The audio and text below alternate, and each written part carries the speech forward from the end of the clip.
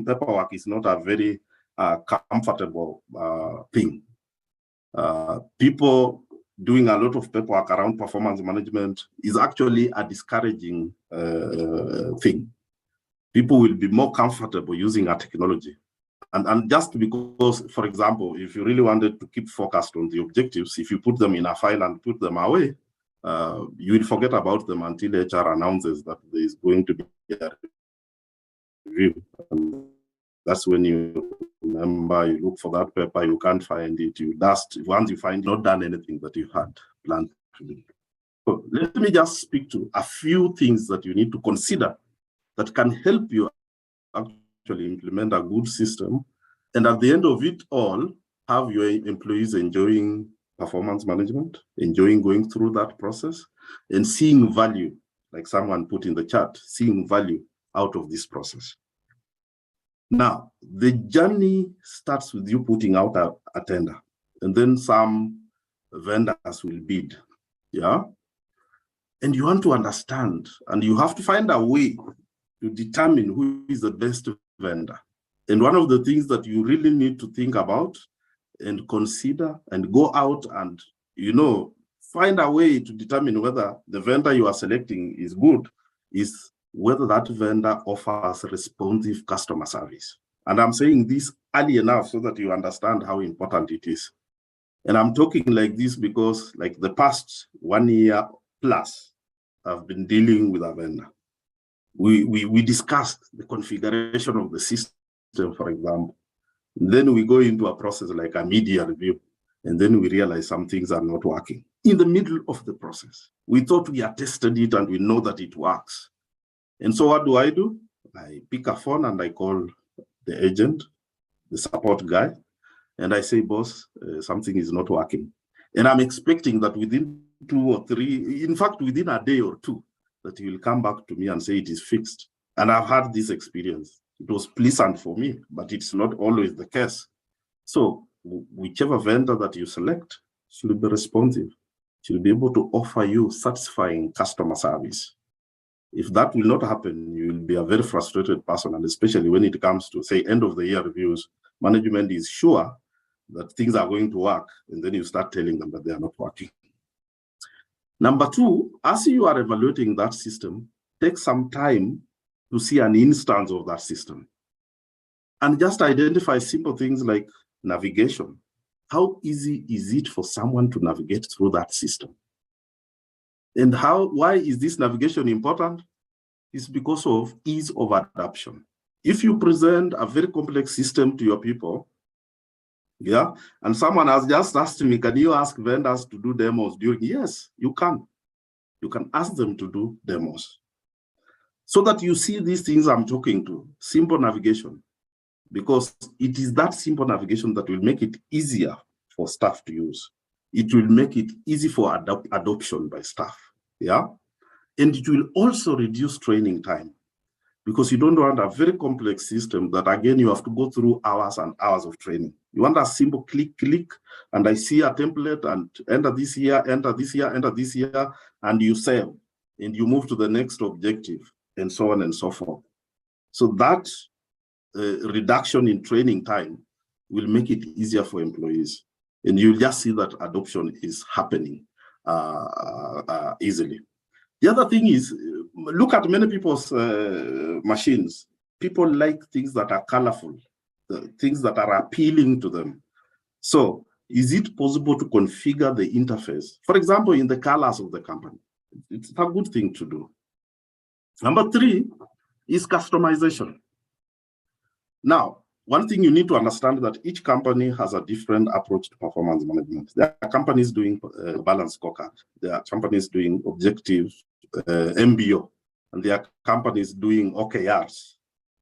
And all those are different approaches to performance management. So the issue is, how can this system be adapted to our way of doing performance management? And so that flexibility, that ability to customize the system to your way of doing things needs to be interrogated.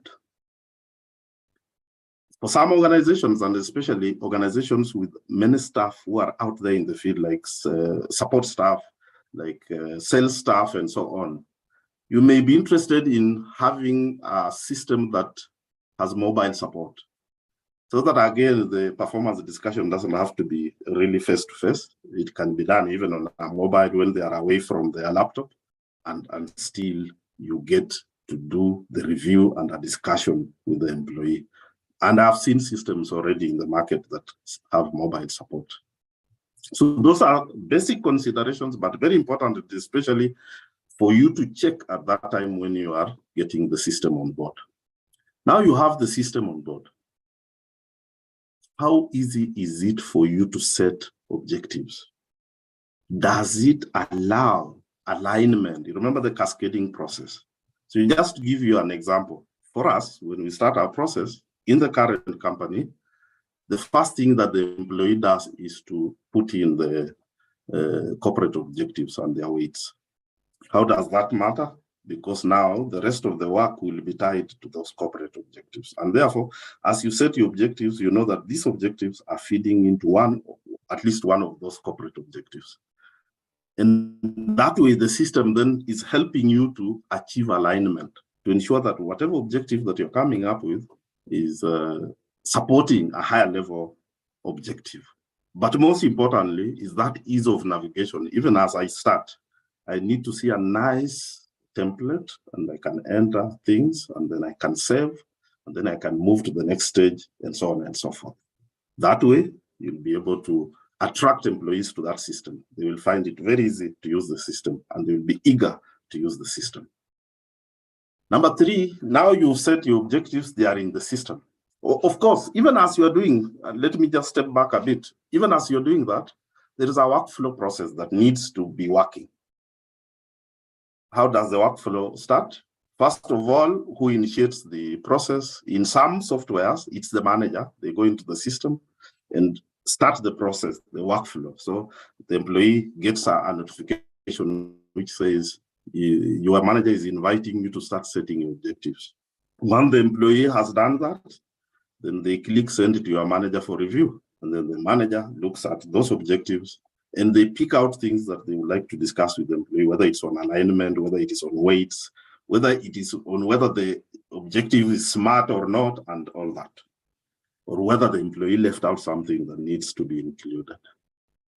They will then do a discussion with the employee and then point out these things. And again, initiate another workflow step, send it back to the employee to make corrections. So this system should be able to do these things.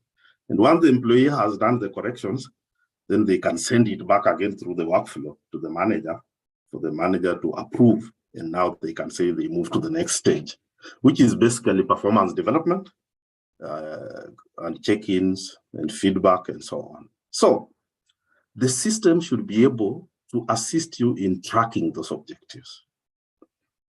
Very advanced systems, you can even put timings to say after Q1, I need a prompt to go out saying that we are going to have a discussion between the manager and the employee. So that tracking is very important.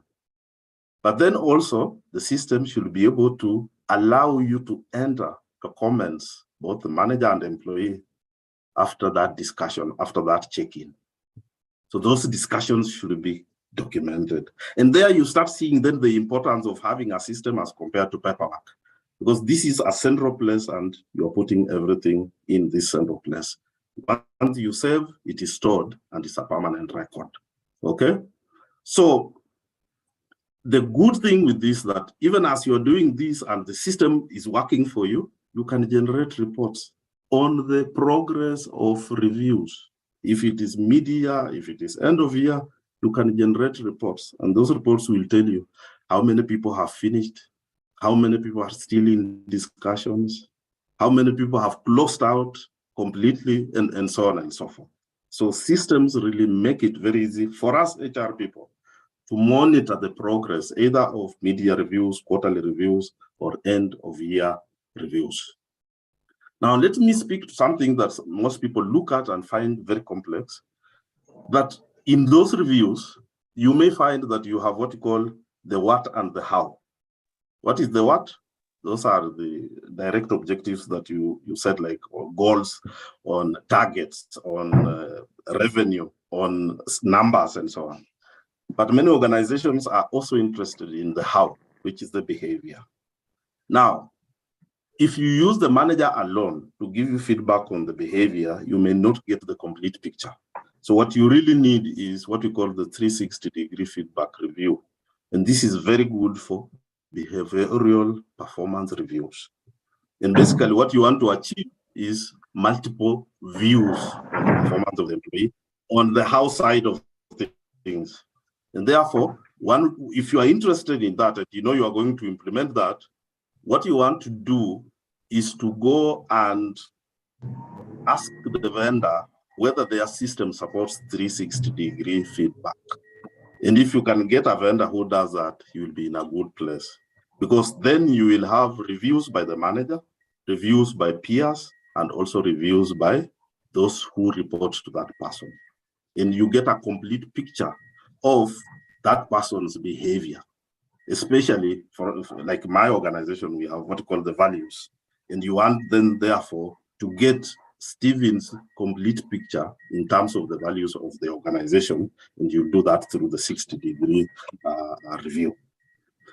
I'm going to ask the end, and I want to focus a bit on the other things. I spoke to real-time data, which is a very powerful aspect of the software, the technology that you use for performance management, that you can easily generate reports on the progress and completion of a particular stage of that process, whether it's quarterly, half yearly, and end of year. You can do final reports. And I just want to give you an example. You may generate the final ratings of everybody who has completed the process. And then those final ratings, sometimes I've seen many organizations do that, is that you want to see the distribution of the ratings. So you'll be able to generate a normal curve. And therefore, the system should be able to support you to generate that information that you will use then to plot that normal curve. And you show whether it is skewed or a balanced distribution around the mean and so on and so forth. Again, those ratings, you need to generate them because then you need to use them for the outcomes of performance management. So the report around the ratings is very important and critical for this process. Now I want to touch on a few things in terms of the outcomes of performance management. Number one, that this system should be able to link to the recruitment module and therefore be able to prompt you to set probation objectives. Probation objectives. Why? Because the probation period is very short and you want to do it as early as possible and then start reviewing. And you can again use the same system to do those reviews. Number two, that you want to have an output out of this process where there was a discussion on development. And that output from this process can feed into the learning management module, the training module, so that you can start planning for the development of the employee for the next stage. Of course, there are other things around it in terms of what someone has put there and its value and how it will contribute to the improvement of the employee. But if you can have that as part of the outcome of the performance management process, then identification of training needs becomes very easy. So it's no longer going around pleading with managers to fill it out for you, but it is part of the process at the end of the year where they also feel that process, you force it such that that process is not complete until they have done the PDP for the employee. Then the other thing is, can the outcome of performance management then feed into salary reviews and bonuses? And basically the outcome there is a rating. And if that rating then can be used, extracted and be used, or a connection, an integration with the performance, with the salary system, so that we can automatically calculate someone's increase as well as someone's bonus. Okay. Last but not least, let me speak to something that you need to understand about performance management.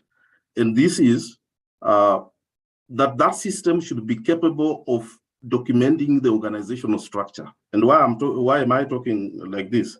The workflow process cannot work without you having defined the organizational structure in the system, so that it is known this is Stephen and their supervisor in so and so that the workflow can take Stephen's work, like a review to their manager for the manager to review. And when the manager returns it, it knows that it is going back to Stephen. So the ability to define the organization in that software, or if it is part of a bigger software like Navision, then the ability of Navision having the capability to define the organization so that you can see reporting, relationship, and so on. But also, it helps when you transfer someone so that you can go in, configure the system, and say, from now going forward, Stephen is no longer the supervisor of so and so, the new supervisor is so and so, and so on and so forth. In closing, updates. And I want to give you some experience based on what I have seen elsewhere. Sometimes we tend to ask a lot about customization, but what we don't realize is that customization and updates are not friends. So if you over customize, the end result is that when you do an update, then you have to go back and again do customization. So you need to be careful how much you really think you are going to customize and so on. But again, it would be good if your system can allow for updates. Why? Because operating systems change, and when they change, the software also has to change, and so on and so forth. So I don't want to go into a lot of details. I've just given high level, but basically what I'm saying is that technology is very good. As you take that direction to move away from manual systems and go towards software to manage performance management and to obtain those benefits that we listed in the chart, then you need to look at these factors that I have enlisted in my brief talk. I think I'll stop there and allow for people to ask questions, or Nelson, you can go into the chat and look at the questions that we have received. Wow, that was deep. I think you've been hiding some things from me now. Because from what I've understood today is much. So yeah, that's why we should always keep on listening more. So thank you very much for that deep explanation. And now there are questions here. That now we'll be looking at. So number one, someone is asking, this is from Mary. How does a government facility develop its corporate strategy when it's held by PSC stroke MOH performance contracting targets? Yeah, but it is my belief that before you even come down to the individuals in that particular government department, there is a bigger document for that particular department, even if it is issued by government, which is saying we expect you to achieve this. And therefore that becomes the basis for their planning. Yeah, whatever document that is brought down from whatever ministry is the one that you will use as your basis for planning for the rest of the people in the organization. Okay. Yeah. That's clear. Then, yeah, so Monica is saying that she'll be interested, it will be interesting to see how this one links. Yes, and that is possible, and we'll be showing a system. I know today time will not be on our side, but what we always do in our tech talk is that once we discuss, like now, you've given us very good content on what to look for in a system. So when you bring in a provider, you'll want the provider to show us actually what we've learned here. Can they actually do all this? So again, we're being asked here now, so we've answered the one for demos, that the demos need to be done. If you need to choose, because you never choose a system without doing demos. Demos is a must. It is a requirement that people should come and show you what the system is all about. Yeah. Now, it should be possible to I think this one here. Okay, that is not a bit clear. What advice would you give? What would you give an organization that would like to develop a system in-house? Now you become a developer. Now, do you advise if you wanted to do one in-house? First of all, do you have IT people with the capability to develop such a system? If you have, and it can be given to them as a project within a certain period, and they are willing to take it up and do it, then why not? Okay. Yes. Yeah, actually it is possible, and with somewhere where we did it in-house, and it worked, because the basis of whatever is happening is also must be anchored into the company policies on how they want to run their performance. And I remember that you said OKRs, BSC, MBO, and who is to do what? What is the workflow kind of? So if you understand that, actually doing other things is also possible. Can you use an ERP with the HR module to manage performance? How effective is it? Actually, what you are calling an ERP with an HR module, what you need to find out is what are the components of that module. And you will not, I will not be surprised if they tell me that one of the modules in that big thing is actually the performance management system. Actually, many people who want to sell their HR information management system try as much as possible to put in all these things. We're talking about recruitment, we're talking about payroll, we are talking about training or learning and development. So we'll have an LMS or something like that, and then we'll have performance management, in addition to other functionalities like leave management and so on and so forth.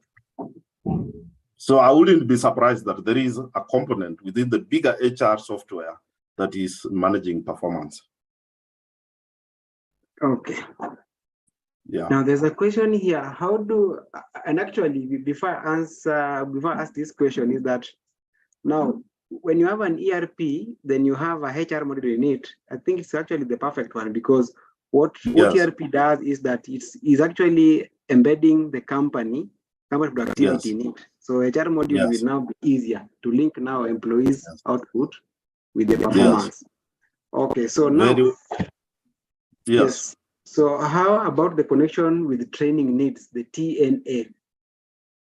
Yes, remember what I said, that if you have a good system, you will condition the users not just to do the review and close the process. You will put in a step where they have to discuss the development aspects of the employee. And if they don't do it, the process does not end.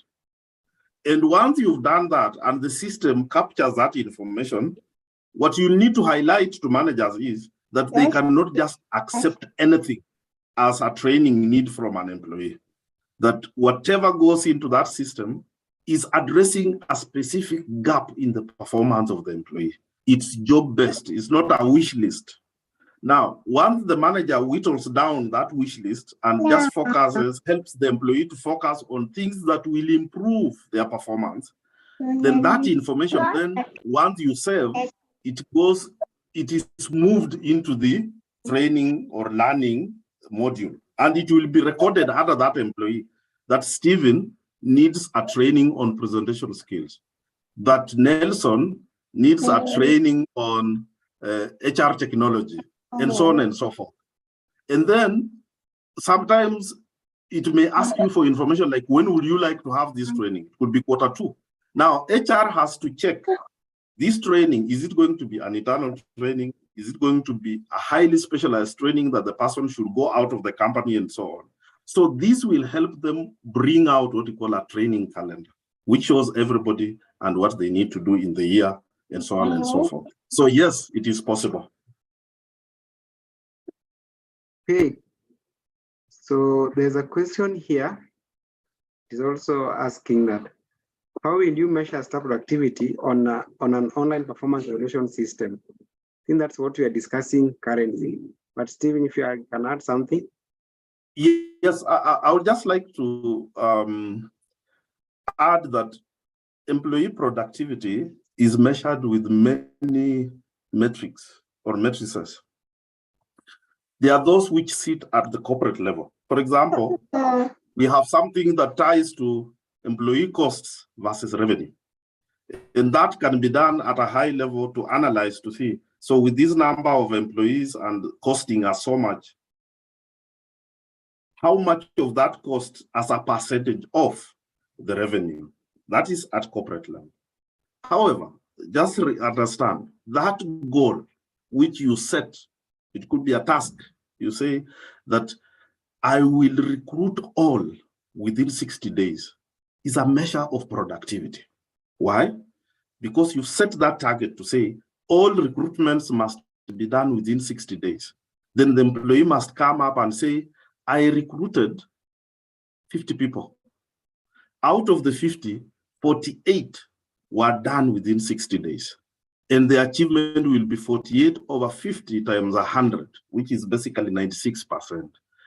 So their productivity is at 96%, which is a good figure. But if the employee recruits 50 and only achieves the recruitment of 20 within 60 days, then that employee is doing badly on productivity, because we needed 100% and is only delivering 40%, for example. So productivity is not normally just like input, output. No, it's also about tasks that the employee has been assigned, the objectives that you set, and therefore the achievement rate of those objectives is a measure of productivity.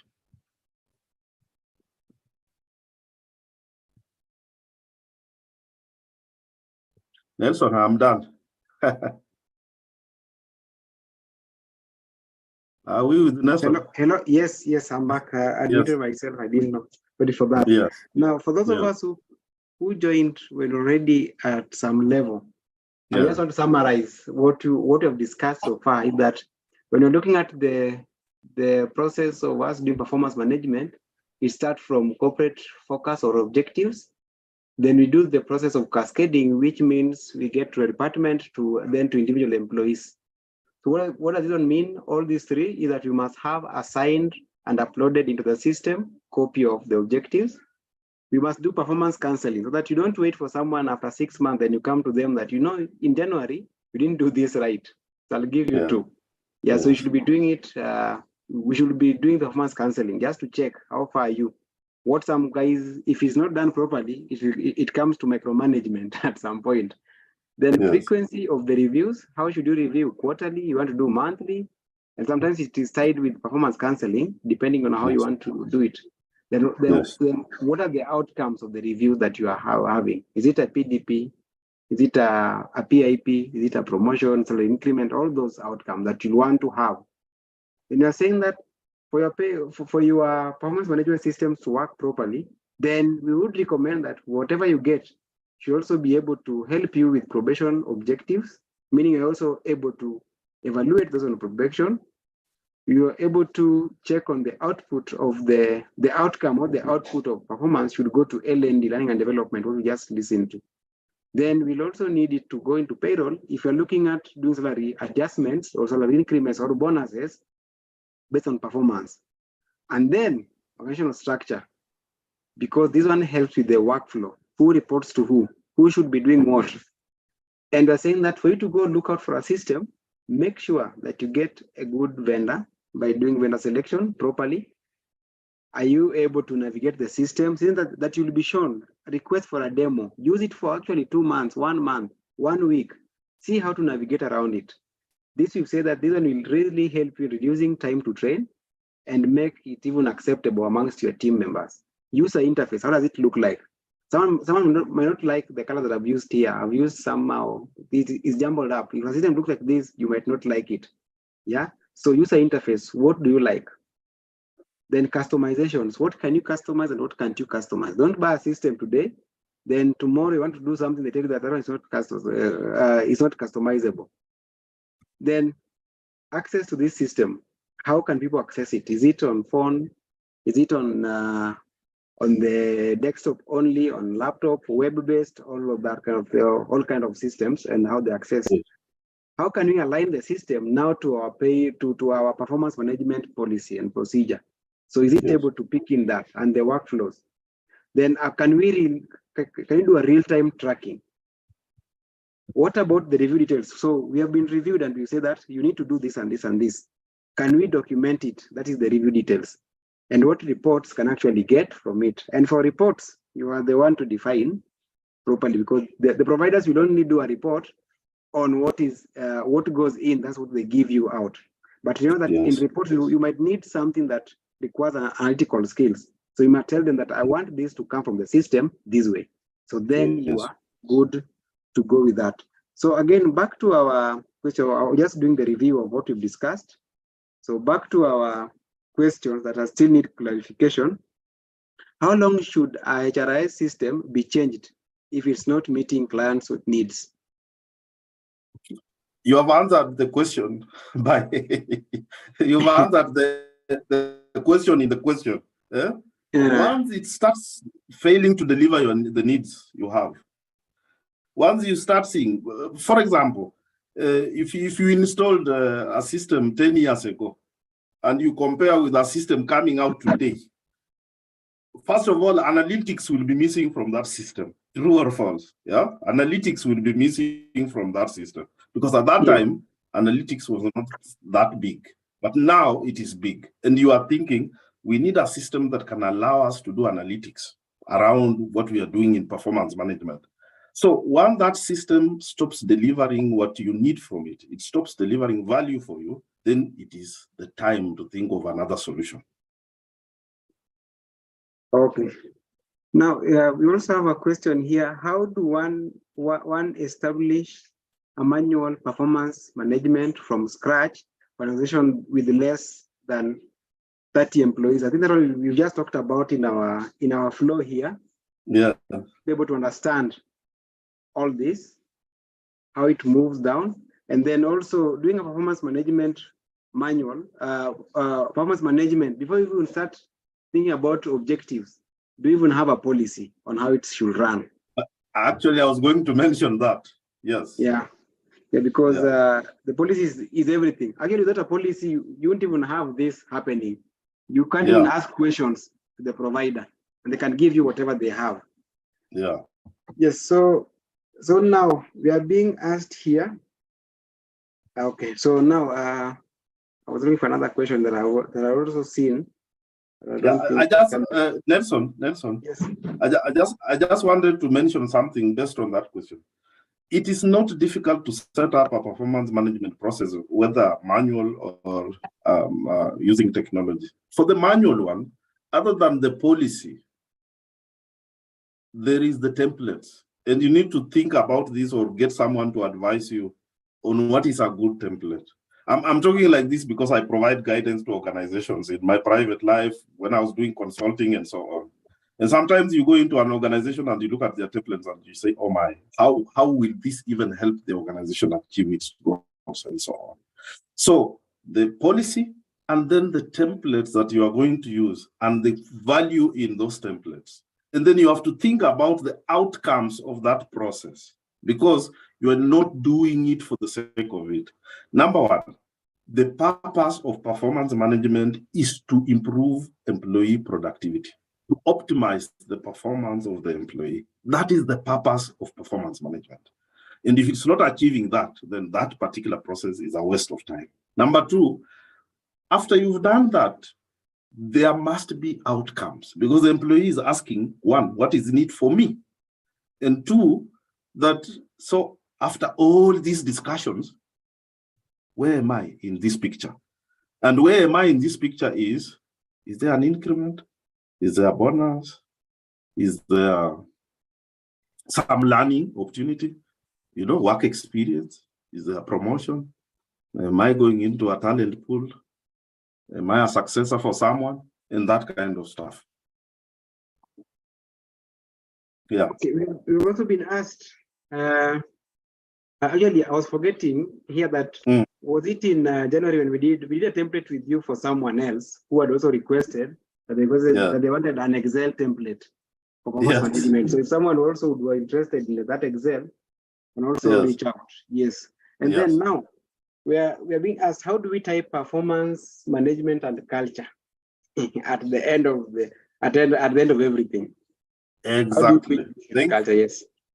Thank you very much. And you remember in my talk, I spoke to 360 degree. Yes. And that 360 degree can be used for one, ensuring that employees are demonstrating organizational values. And what are organizational values? They are the dictates of culture. Our culture is teamwork. Our culture is efficiency. Our culture is this. So that is how we do stuff around here. So if you really want to make sure that performance management is helping you on that aspect, then you have to have a dual system. The first one is the one for the targets and the numbers, and that is the targets, the what. And then the second part is what we call the behavioral part of it, which is really driving the culture and the way we do things around here. And then at the end of it, you will rate on both sides and aggregate. You can say, for example, the what will be 60% and the how, which is the behavior, will be 40%. And I've seen several companies doing that. Okay, yeah, thank you. And sometimes I've also found out that when we have got well thought culture that can be measured, like we talk about that, we are looking at a company that is efficient in customer service. So if people are not delivering, if we do an NPS and our NPS is giving us 2% or 20%, are you actually living your culture? Because the culture should be that you are looking at an effective customer service and efficient of that line. So what you score will reflect on your culture. So a culture, if you look at your culture, put your culture on the side, on the left, and have your performance scores on the right hand side. The problem will only come in that when people do their KPIs, they forget to picture the culture also as part of what should be achieved by performance management. So I just felt to adding in that. And now, and by the way, Nelson, those values or those measures around behavior have to be clearly defined from the beginning, so that it's not guesswork at the end of the year to say, so how did Nelson demonstrate teamwork? We know exactly what it means to be excellent at teamwork, and then we score you based on that scale. Yes. Now the ICT is in denial that the system is not working. The system is insufficient. So how do you convince management in government or in any office to get new HRIS system when there is a red tape? I know where you are coming from. Sometimes we have situations that are beyond you in terms of the IT system.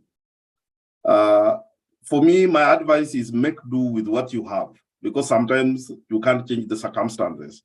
So the IT system may be limiting, but let me tell you something. I have seen organizations with manual systems, but with very superior performance management processes. The most important, according to me, is a mature and valuable process. If that process has value in it, then remember, even with very advanced systems, we have garbage in, garbage out. So if the process itself has no value, then it doesn't matter whether you have a Mercedes in terms of a software, you will still not achieve much. So you can still do with that system, so long as you foolproof it with a good process that measures what really needs to be measured. And there are situations where we have to advise people then how to make sure, and this is done in workshops or trainings where people are taught how to do SMART objectives.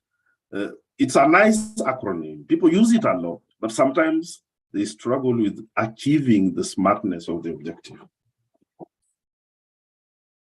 Okay, that's a clear one. So I would want also to promise that we are going to look into, we need to bring the providers now on stage after setting that deep foundation to us. Now we actually understand, so that whenever we bring in system providers to our tech talk, they can actually do, and we able to see that, okay, this one is talking to what the guru talked about. Now I want to open up also so that whoever might not be able to text but can talk and unmute and say a word. And I saw my friend Fanuel Nyaga is still here. Fanuel, welcome. I know you're meeting a lot. Yeah, so if you have any comment that you want to make, you can also unmute yourself and do the same. Yeah.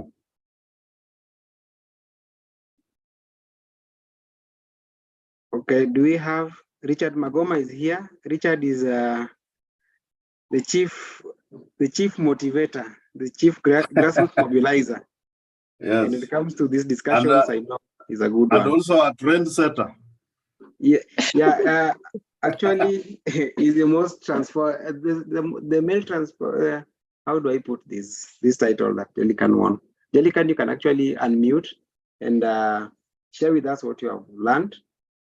And I can see Nerea, if you can also just unmute. Mercy, you've been here all through, so you can share with us your learnings. Hello, Nelson and Steve, how are you doing? I've just landed in the house, but what I've picked is the concept of giggle in, giggle out. So if you bring a measurement tool that does not measure what you want it to do, it means that you will not achieve the objective. That's what I've picked. I'm sorry I was late a little bit. I'd informed you that I'm a little bit on the road. I've just arrived. Yeah, thank you very much. I was held up somewhere. Thank you, Mr. Positive Vibes. So Helen, can see Helen is around. Harriet, yes. Okay, so if we don't have anyone who is looking to come up, then Stephen, Mr. Olieka, you can give us your final words on this before now. And we need to work with you now, get Navision, which you have actually worked with, and other systems that can bring them on board. They need to show us this in the coming session. We need to have a look at that. So that the people who are here today, who have heard about this, will get to see that can it actually work in a system. Yes. Okay. So your final words. So my final words, I want to echo Makoma, what he has said. Yes, a system is good. You need to be careful in reviewing that system to make sure that it will make life easier. Because again, the productivity we are talking about is not just nailing those goals and tasks. It's also about how much time is being wasted in the process itself of managing performance. So you need to evaluate that system, check the vendor, can they provide the support? And then how flexible, how is the navigation through the system? And is it appealing by just looking at it? There are some systems which are very boring because they are just too plain. If you have ever worked with SAP, you know what I'm talking about, and so on. And then you need to think about how does it align with your process? Is it customizable? So that if you are doing MBO, can we implement MBO in it? If you are doing balance scorecard, can we implement balance scorecard in it? And so on and so forth. Then tracking. And tracking has something to do with workflows, reminders, and then you being able to go into the system when you're holding that check-in and discussion, and then putting in stuff related to the discussion that you've had. And lastly, can you generate reports from the system? And those reports are required. The senior managers want to know the rate of completion of the mid-year review or the end-year review. They also want to know how did people score and what was the distribution. Can you generate a normal distribution? Can we see how it is looking? Is it a really normal distribution or it is skewed and so on? And then how does that system connect with the other HR processes? Recruitment for probation, learning development for training needs and the PDPs, reward for bonus and pay increases and promotions and so on. All these things you need to think about, and you need to query the vendor to make sure that you make the right selection for that technology and make life easy for your staff. Thank you. Yes, good. Thank you very much. I really appreciate. Actually, we are having FiniClock, and FiniClock is helping you manage your tasks. If you're having a task that needs to be managed, then you are having it here in FiniClock. So one of the things that we'll be looking at, where you can come in and say that we have work to be done. And also if your team are working from home, you can assign tasks to people. You can see how many are assigned to you, how many are active that need to be done, how many have you completed, then you get your report. So we'll look into this deeper. So these things have been done. Actually, Nelson, it's very good that you've shown this. In terms of employee productivity, I talked about task completion.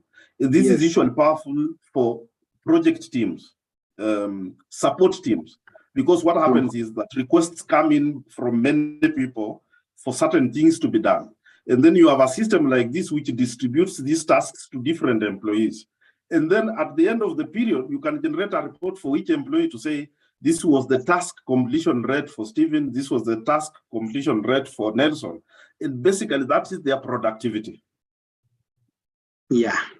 Yes, so Yeah, I think we're going to have an amazing HR today and tomorrow. The HR of the future is going to be easy. I tell you that Yes. when things can be done easily, you can now spend your time doing your hobbies, telling stories with staff, because you know very well that there's nothing much that we are doing apart from now looking at the engagement of the employees. So I just want to remind us that from SN I can help you, or we help companies select a good system for them. So if you're looking for a system, can just hit me up. We are able to help you get a good system that will actually answer your questions. I also do trainings, because nowadays this has become the key area of our work. We nowadays work in systems, so we are looking for people who are hired, people who actually understand systems. So you can also get some training from our company. And also saying that if you're a professional in HR, or you have the idea of tech, you can come up and let's share together. And I'm not getting female HR coming in. They're not requesting chances to come in. And I want to challenge us that, can we have female also coming in? Sparing some time. I know sometimes it might be a tricky one, but you can actually spare some time and then you join us. So I've been your host, Nelson Oguda, and thank you for attending today's session. I've really learned a lot from Sina Lieka today than I've been learning previously. So it was a good one also for me. And I want to wish us all the best, that we make HR the best profession for ourselves. So thank you, and have a lovely Easter holidays. Okay, thank you. Yes, as Magoma says, you can now unmute yourself and say good night in your mother tongue. And I know one from Taita, a foreign one, Ulale Mane. I don't say I think it's from Taita, Ulale Mane. Consecutive months, according to Kakamega Governor Fernandez Baraza, who appeared. Where did she go again? So thank you, Nelson. Thank you, Stephen. Thank you. Thank you, Nelson. Thank you, Stephen. In my language, you will not understand. Thank you. Good night. Thank you. Good night.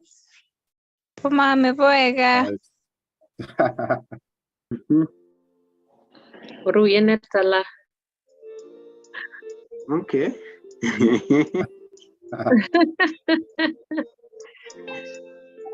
I need to learn these languages.